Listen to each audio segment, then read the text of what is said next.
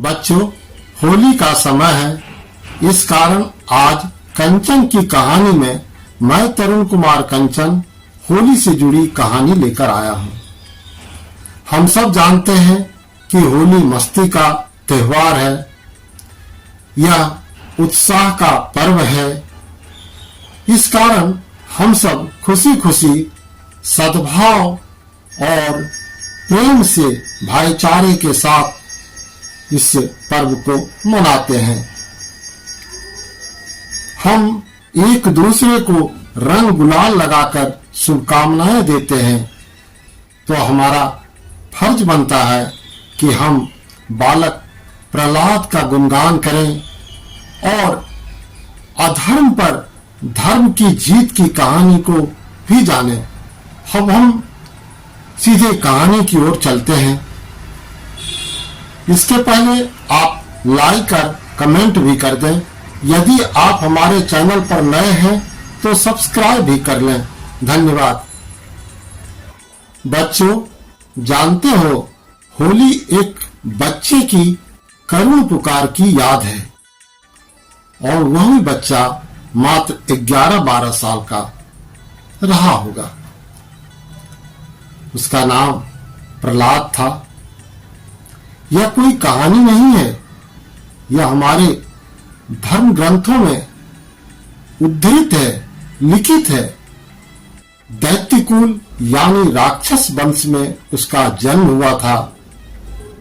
ऐसा कुल जिसकी खानदानी पेशा थी, परंपरा थी कि भगवान विष्णु का विरोध करना है, उनसे विद्रोह करना है, देवताओं से ईर्ष्या करनी है, मनुष्यता से बैर रखना है और सत्कर्मों से काफी दूर रहना है। ऐसे वंश में, ऐसे कुल में बालक प्रहलाद का जन्म हुआ था। प्रहलाद के पिता का नाम हिरण्यकश्यप था, जो दैत्यराज था। हिरण्यकश्यप ने मृत्यु पर विजय प्राप्त करने के लिए ब्रह्मा जी से वरदान मांगा था। हिरण्यकश्यप ने ब्रह्मा जी से कहा था कि ना उसे कोई मानव मार सके, ना कोई पशु उसकी हत्या कर सके, ना रात में उसकी मौत हो और ना दिन में उसे कोई मार सके। उसे कोई भी ना घर में मार सके, ना कोई घर के बाहर उसे मार सके, उसकी हत्या कर सके।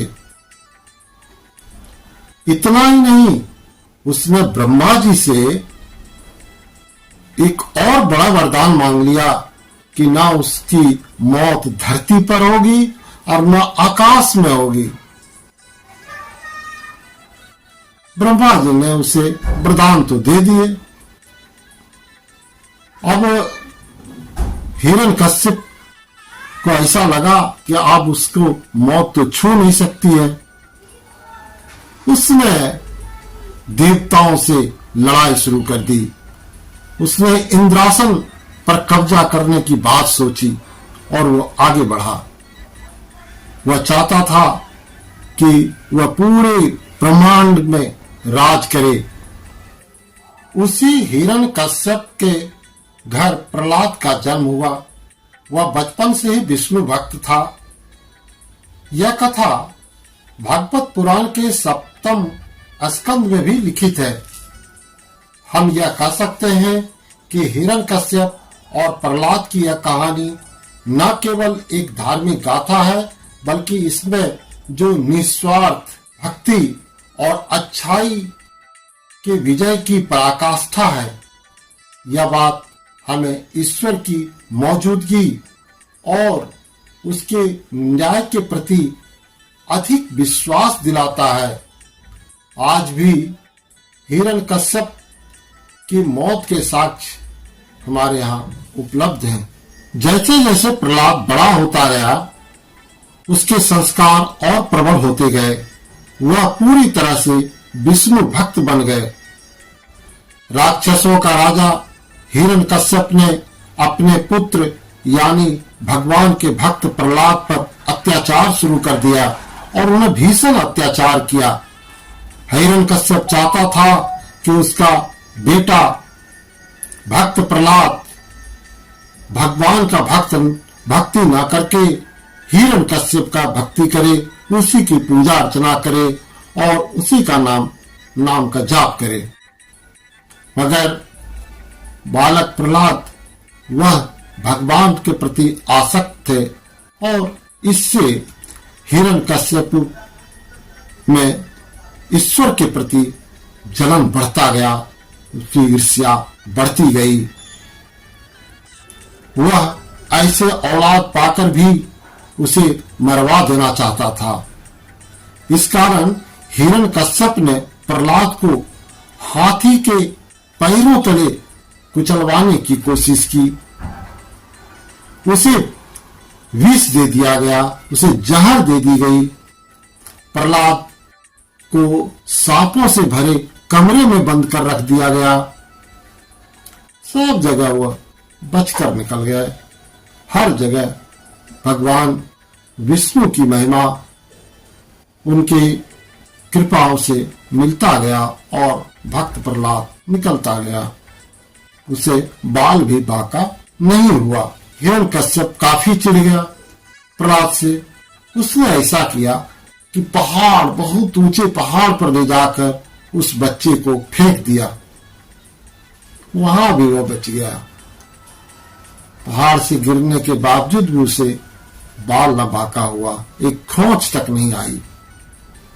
अब हिरण्यकश्यप को रहा नहीं गया। वह काफी रुष्ट हुआ, काफी नाराज हो गया और उसने क्या किया, भक्त प्रहलाद को, अपने बेटे को जंजीर से बांधकर पानी में डुबो दिया। ईश्वर की माया, वहां भी प्रहलाद बच निकले। इसके बाद हिरण्यकश्यप ने प्रहलाद की हत्या के लिए अपनी बहन होलिका से साजिश की। होलिका को भी भगवान ब्रह्मा द्वारा एक दिव्य चादर की प्राप्ति हुई थी, जिस चादर को ओढ़ लेने से वह आग में जलने से बच सकती थी। इसी जादुई चादर या यूं कहे दिव्य चादर से वह बचती रही। विष्णु के भक्त प्रहलाद को लेकर होलिका अपने भाई हिरण्यकश्यप के कहने पर आग में लेकर बैठ गई। क्यों? होलिका तो उस चादर से बच जाएगी, लेकिन भक्त प्रहलाद जल जाएंगे। जैसे वो आग जलना शुरू हुआ, उसके ताप से भक्त प्रहलाद का हृदय करुण होकर रोने लगा और भगवान विष्णु को याद करने लगा, उनके नामों की जाप करने लगा। भगवान भी पिघल गए और वो जैसे ही आग जली, ऐसी हवा चली कि होलिका से चादर उड़कर भक्त प्रहलाद से लिपट गई। अब आग तेज थी, होलिका तो उसमें जल गई और भक्त प्रहलाद बच गए। प्रकार हम कह भी सकते हैं ना कि अधर्म पर धर्म की जीत हुई, अधर्म पर धर्म का जयकार हुआ।